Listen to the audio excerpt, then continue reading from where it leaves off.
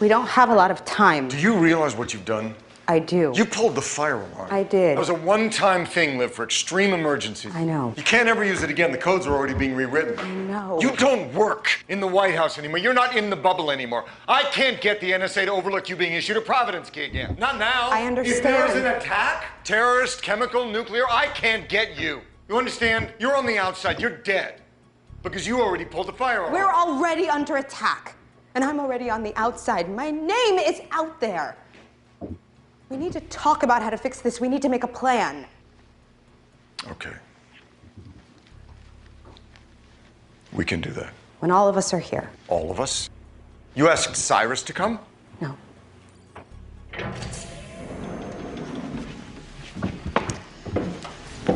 So, let's do this.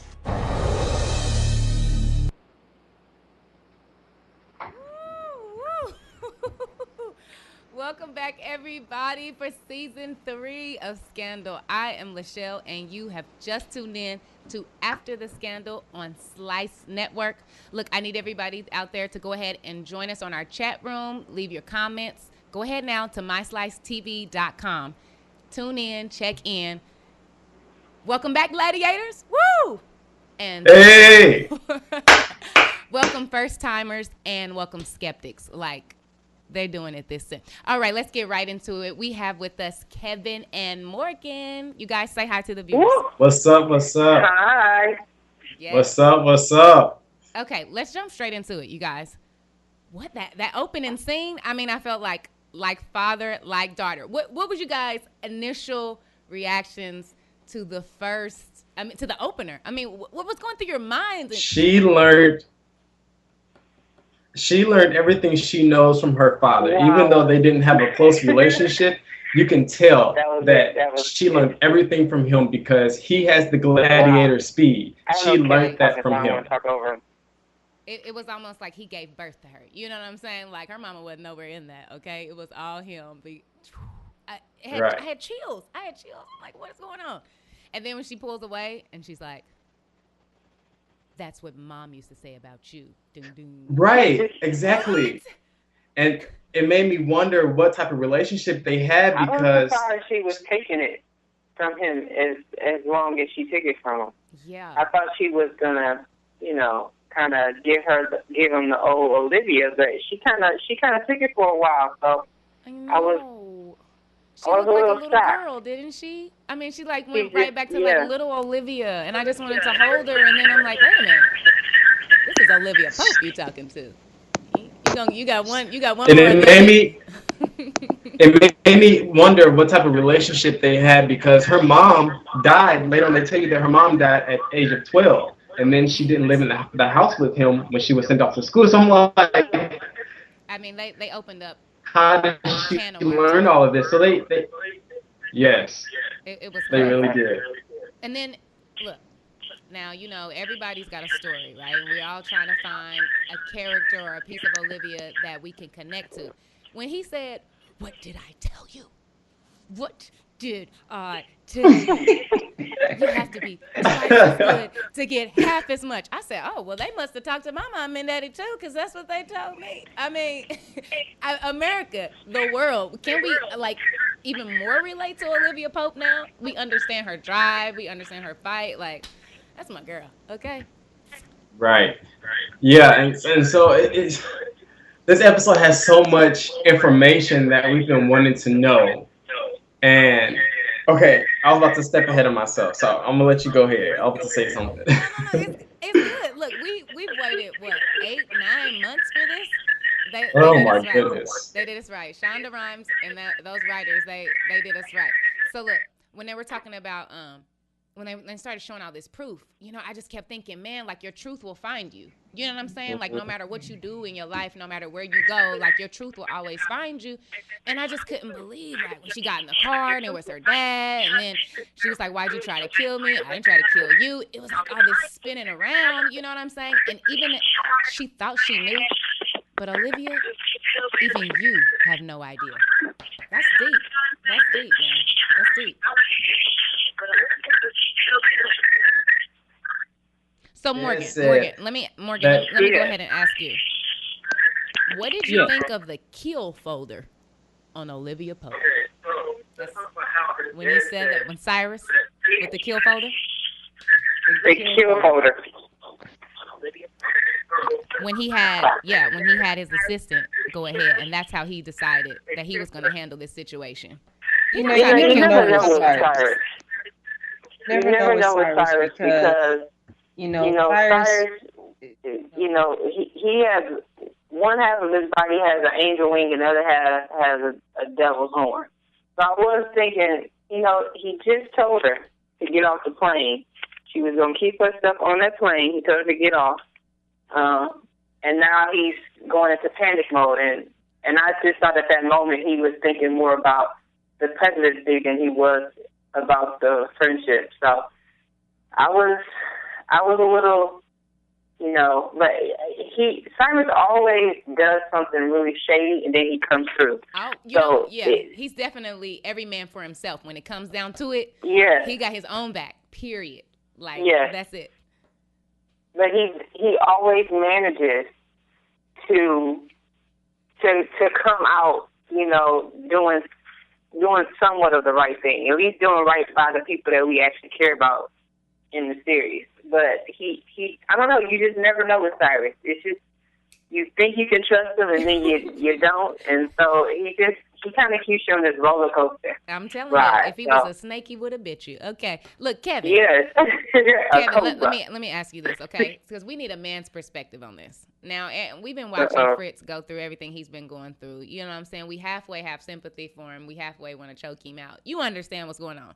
But when he sits down with the Vice President of the United States and he says to her, there is a window of opportunity, and I need you to crawl through it and take it. Can you do that for me?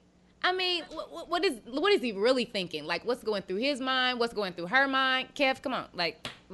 I think everybody in this moment has something up their sleeve. Nobody's being genuine right now. Everybody has something up their sleeve. So I don't really understand what he meant by that. I kind of do, though, because he spoke on it later on. He was talking about how Olivia is free now. So he's enjoying the fact that people know about it. So he doesn't have to be in secret anymore. Yeah. So he really wants to go 100 with it. Put me in the dirt. Put this whole scandal in the dirt so I can live my truth. That's how I saw it. Yeah, I was kind of getting that vibe, too. And was it just me or, Morgan, please, of course, and viewers, chime in. We want to know what you're talking about in the chat room. But was it just me or did he look very tired? Just the whole... I think exactly. I thought he was just tired. I think he's been tired ever since he got shot in the head. And I think he's just been wanting to just let it go. He really wants it to be out in the open so he can be with Olivia. I just thought that's what I was thinking that in that moment he was just tired. And, and I think Kevin is right that he does have something else up his sleeve. All these people are just, shady, grimy, brilliant people. But I do think he's tired. I think that he really wants to just be done with the marriage. I think he'd give up the presidency if he wasn't in so deep. But I really think he's just tired of it all. Yeah. Okay. So everybody in the chat room, everybody that's leaving comments, everybody that's on Twitter connecting with us, everybody that's watching live, I need you to get to some kind of communication device. Get to your phones, get to your computers, because I want to know from you out there, is the half truth still the truth? That's all I'm trying to say. Because they were locked up in that room, and he said, "No, don't worry, it's still the truth. It's not the whole truth, but it's the truth." Now I was taught a half truth is still a lie, but she flipped it. I mean, they flipped it so well, didn't they? I mean, it made you think, wait a minute, if it's part of the truth, can it still be the? I don't know, So what are you guys I want to know. We're gonna read your tweets. We're gonna see what you're talking about in the chat room. So make sure that you guys are still connecting with us, because I want to know what you felt. You know what I'm saying? I know I was gasping. I know I was sitting on the edge of my seat. Look, I'm so over her. Ma'am. As soon as she walked in, I was like, dun dun dun, and somebody cue the violins and the bombs, because here she comes. Yeah, but you know what? Even her, she got a hidden agenda, right? Come on, everybody out there, we know that she just wants to be the first lady. That's why she hasn't let this thing go. That's why she hasn't come to grips with what's happening, because she's trying to hold her own little piece of the pie. So tell me, is Olivia really free? Remember at the end when he was talking to her and, you know, he was saying as long as you had her name, then she was a slave to you. Like, basically, you know, she was a slave to you. But now that her name is out there, she's free. What is freedom? Well, what is freedom? Is she really free? I mean, it's not like she can go skipping through the fields with the man she loves, you know, taking long walks on the beach. Like, is she free? Now that come on, guys. No. He's not now. Thanks to her gladiators. And I think that's the thing about the half truth. You know, whenever the whole truth is not told, there's always something left in the dark that comes to the light. Some kind of bondage. So as long as you tell the half truth, there's always going to be something working that can shine bright like a diamond eventually. Okay. Yeah. So no, and now that they got another lie to cover up or try to get another lie to get through, she's a slave again. You know. Exactly. Okay, so here's a side note, right? So I'm sitting here and I'm thinking they having all these dramatic between Olivia and Fritz, right? They having this dramatic like love scene, this love you, I want to be with you, but I can't. I got a job to do. You know, this great tension that they've got working through each other. And then it hits me. Somebody needs to play a Tony Braxton album behind them. Is it just me? Can we get a and I can't stop doing without, you know, or give me some unbreak my heart. Like, what is going on with them, you guys? What is happening? Where is the love? Is it love or is it lust? That's the question. Come on, guys. No, they need to play Tamar Braxton, Love and War. That's what they need to play. Love and War. This is crazy. Okay, let's go back. Somebody lied. Somebody lied. What'd you say, Somebody Kevin? lied. Kev, what'd you say? I wanted to go back on Olivia's dad because I think a lot of who she is because of him. That determination she has is not so much because it's good to be great. It's like she was pressured to be great at who she is and whatever she did because of the death of her mother and being alone and her father being on her about working twice as hard as the white people and all that kind of stuff. When he said, I am the hell and the high water, I was just like, are you serious? You're going to say that to your daughter? Yeah. So I wonder what kind of relationship they really have and why it's Olivia's life, like who her family is and all that kind of stuff. So a lot of who she is really because of her father, and that's not all good either. I think she has a lot of pain up in her, and that's why she stays working. She doesn't stop.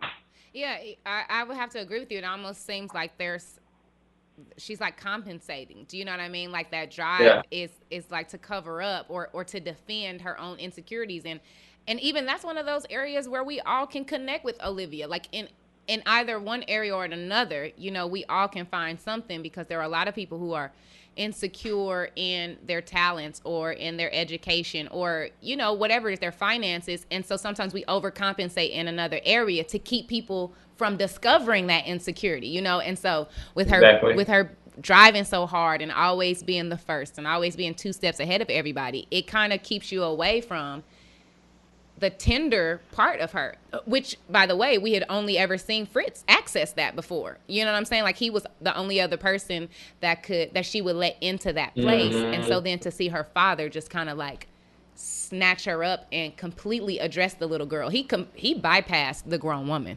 Like, Olivia who? I'm talking to the little girl in there. And yeah, I agree. It was just right. It took me back because I'm like, wow. Oh, that's crazy. What did you guys feel? And I think that's a lot of the reasons why she's so busy. Yeah. But I also want to mention when they went into that room and talked and how Millie called her a whore, I was so confused because I truly believe that their child, Millie and the president's baby, is Millie and the Secret Service guy that she was seen with multiple times in season 1. I believe that's his son. But they're not going to talk about that just yet. But I believe that's his son because they had to somebody cleaned that scandal up for her as well. And for her to call like Olivia a whore, I'm like, really? Yeah. You're the original whore. Like, seriously? Okay, no, don't do that. Olivia should have slapped the dust off of her nose when she called her a whore. She should have. Crazy. Okay, Kev, we're gonna go ahead and try to get your mic adjusted a little bit, but everybody, we want to see. Don't forget, make sure you're tweeting us. Make sure you're in the chat room. Make sure you're leaving comments. Make sure you're telling your friends to tune in because this is After the Scandal on Slice Network, myslicetv.com. Make sure you're sending out in text messages so people can go ahead and tune in. Just when we thought that they had given us all we could take, right, in the first episode, just when we thought that it was just kind of the plane was kind of landing and we were coming in for the home stretch, boom, a flash from the past. What's the man's name? The killer. What's the man that tried to kill everybody and then we thought he was dead and now he's back? Talking about Charlie. Thank you. Charlie. Thank you, Sheldon. I'm talking about Charlie showing up with the gun in the bed with old boy laid out with his mouth open. I was like, oh, Lord, he killed him. Oh, Lord, was the black baby. Oh, Lord, what happened? Oh, it was just a tranquilizer. Whew. Okay. No, we could talk. Like, what in the world? What's going on, you guys? They're really setting us up for this season. Aren't they? That's what I think. I think they're completely setting us up. I think I'm really worried about Jake, too. Oh, my goodness. And then, okay. Viewers, look right here, because I'm me and you right now. When they had Cyrus go into that secret room and Olivia's daddy showed up with some proof about Fritz's past, I said, everybody's skeletons is coming up out of this closet, okay? Everybody. I mean, the vice president got dirt, Fritz got dirt, Cyrus got dirt, Olivia got dirt, her team got dirt. The girl on the campaign trail got dirt. Everybody got dirt. Everybody got dirt. Like your truth will find you. You can't run from the truth. Can't run from the truth. It's gonna find you. It's gonna find you. You guys, I think that's totally crazy. And now I have to ask Kevin. I'm gonna ask Kevin, and then I'm gonna ask Morgan. What was in that folder? Let me know. You know what? I don't really know because I was running back and forth from my computer and the TV. So I don't remember. I don't know who they were talking about. Now, whose name did they bring up? Okay, so just here's a little recap for everybody. Okay, so Cyrus does his whole little he does the flip thing, right? So instead of Olivia's name coming out, then they send the girl on the campaign trail's name coming out, right? Then Olivia's dad meets her back in the underground, and he's like, get on the plane. I'm telling you. Then the next thing, you see Cyrus in this top secret, like, you know, one of those cement rooms, you know, with the one guard outside, and who knows where they are. And all of a sudden, he's sitting at this table, and you see this guy come up behind him, and it's Olivia's dad. And you're like, oh, this is tricky. But he doesn't know who he is. He doesn't know that it's Olivia's dad, but Olivia's dad knows who he is. So then Olivia's dad throws a folder on the table, gets his fingerprints, and basically he's like, I know that you think that this meeting is about Olivia and the president having an affair, but it's so much bigger than that. So the trash that he was talking to Olivia at the beginning at the airport turns out not to be trash. It really is bigger than her. It really is bigger than the government. And now he opened up a folder and he was like, this is what it's really about. And this is why Fritz was still hanging out with Jake. That's his name. Thanks, Sheldon. Yeah, we got Sheldon and the crew back here helping me out. Fritz and Jake working together, you know, since their days, and he opened up a top secret folder. It took 2 thumbprints and a signature to open up that folder. I ain't never seen a manila folder like that. I mean, it was black, so maybe that's it. But I'm like, what is in the folder? We got so much that we can already deal with. Now you're going to give us a folder? Shonda, why are you doing this to us? What was in the folder, guys? Come on, I need to take some guesses. Let me know. Tweet me. Let me know so we can read some of these tweets and see what you guys think is in the folder, the chat room. Kevin, my man, right here. What's in the folder? Wildest guess. Yes. Go. Yeah. There's so much that can be in that folder. So much. Because Shonda Rhimes and the Scandal Writers team are just awesome at what they do, that you can be so positive in how you feel, and then the next episode comes on and you just feel so stupid because it's just like, I didn't see that coming. I love that about the show. Sometimes you just don't know. You just don't know. It's not predictable. It's not like a Tyler Perry movie. You don't know. You know what? So this is my guess. And I know it's far-fetched. I know. But this is TV, right? And this whole situation is just made for TV. I think somebody is selling zebra elephants on the black market, trading it in for oil. And what's going to happen is, right, when it all comes back around, it's going to be why the kids ain't got funding for school. That's what I'm talking about. See, it's going to have nothing to do. It's going to have nothing to do with it. And we're going to be like, okay, and you did it again. Now I'm tongue-tied and twisted. Morgan, give me your thoughts. What do you think is in the folder? Wildest guess. Take a wild guess and let me know. It's either something dealing with defiance, because defiance is never stopped, or it's something to do with when Jake and the president were in the service together. Well, right. He kind of led us on to that. But what could it be? So if we went back a flash in the past, what would we see? Like, what is it what can they uncover? What can be discovered there? They was just working, right? They was just in the military, the Navy together. What could it be? Somebody done killed somebody. I don't know. Somebody done killed somebody somewhere. It's just, I don't know, you know. Yeah, somebody dead somewhere. Somebody killed an intern and covered it up. That's what I think. Yeah, no. Shonda, I don't know. You know, that's part of the mind warping that goes on every week. You just don't know. You don't know. I have no idea what the next one is. No idea what the next one is. I think it's crazy. Okay, so all of our viewers, remember, this is after the scandal on Slice Network, myslicetv.com. And every week when you tune in with us, we're going to talk about all the hottest topics. We're going to talk about what you felt when you saw what you saw, why you saw it, what are they doing, what are we going to see next? And we're going to bring to you a character of the week. This week, drum roll. There we go. Yes, guys. Yes. This week, for the first episode of season 3, Papa Pope. You know what? I just went ahead and made Papa Pope the character of the week. You guys, like, this fully blew my mind. It blew my mind. You know, he was the end. He was how they chose to end season 2. He was how they chose to bring it back for season 3. This man is a beast. Like, we see where Olivia gets it from, but he's on steroids. Like, he's completely on 10, which means we're going to see him more. We're going to see his hands are probably dirty. They probably got blood on them. I want to know what happened to Olivia's mama, how she died. Kev, Morgan, what do you think? What do you think about Papa Pope? They need to make a meme with Papa Pope that say, "Turn down for what?" Right.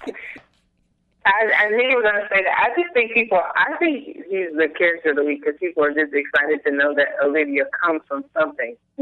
Yeah. I think people are just interested in the fact that she comes from something. I don't know. It's Papa Pope. It's so interesting. The Pope. It's so interesting because low key, I was kind of scared of him a little bit. Like, when he was talking about, this is my country and this is my power. Like, this isn't about democracy. This isn't about a vote. Like, this is mine. I've made this. I built this. I make the decisions. I'm the reason you had to answer. I was just like, oh my gosh. And when he started sort of letting her know that she really don't know nothing, and he's been knowing everything all along, I was thinking, oh, he's like a big brother or something. Like, he's like watching everybody. Well, why didn't he? My thing is, why didn't he intervene before it got to this point? If he know everything, why did he wait till she needed to get jet set off to Tahiti before he decided to, he don't know everything. I think there's a little dysfunction in this family, to say the least, right? To say the least. Kev, are you back with us, buddy? Yes, I'm here. Okay, so I'm sure you heard. This week, we nominated Papa Pope for Character of the Week. Come on, man, give us your input on this guy. This guy, right? Give us your intake on I think he's going to be very influential in season 3, and he's going to bring a lot out, bring a whole different side of Olivia Pope that we have not seen ever in Scandal, because that's somebody of her past. That's somebody that's seen her when she was good and when she was bad. So it's going to bring so many different emotions out of her that we've never seen, and it's going to invite us into the soft part of Olivia Pope. Yeah, I agree. She's going to be more human, right? Because she's been like this machine, like Olivia Pope, the machine. You can almost patent it and we could go buy it. You know what I'm saying? But like with him in the picture, he brings, you're right, a tenderness, a soft side, like there's a lot more to her than what meets, the eye. Like, and I think since she's going against him, I don't think he's afraid of the president to go after him, since he can't get his daughter. That's good. That's really good. Okay, guys. So let's just go ahead and do a recap. First of all, you're watching After the Scandal on the Slice Network. That's myslicetv.com. Make sure you check it out. We've just watched the first episode of season 3, and we're blown away. Like, we're blown away. We're gasping over here. We're sitting on the edge of our seats, and yes, we will be here next week. Today, we had special guests Kevin and Morgan join with us. Kevin and Morgan, let the people know where they can follow you on Twitter, where they can hit up your Instagram. Morgan, start with you.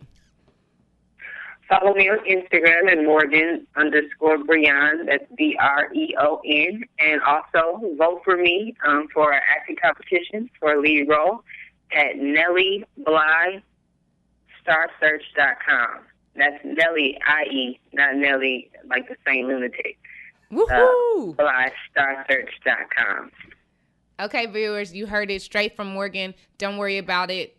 We'll have this information here, too, so you can go ahead and make sure you follow her and make sure you vote for Morgan. She's a gladiator like the rest of us. We got to stick together. All right, Kevin, let me know. Where can the people follow you, keep in touch with you? You can follow me on Instagram at KROB3000, KROB3000. Also on Facebook, Kevin Robertson. Twitter, KRob. Hey, that's me. That's it. Okay, guys. Well, listen, gladiators. I want you to go out and get a new gladiator, okay? I want you to gather together gladiators. And I want you to tune in next week at 10 p.m. Central Standard Time. Meet us right here live on myslicetv.com for After the Scandal.